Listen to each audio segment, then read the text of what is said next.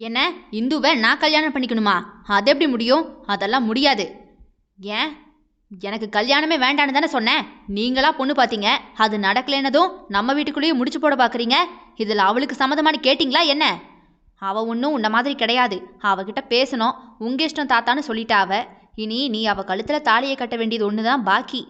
ஓஹோ, அப்போ அவ தலையாட்டிட்டா நானும் கண்டிப்பாக தலையாட்டணும்னு சொல்கிறீங்களோ? அப்படியெல்லாம் உங்கள் இஷ்டத்துக்கு தலையாட்ட முடியாது.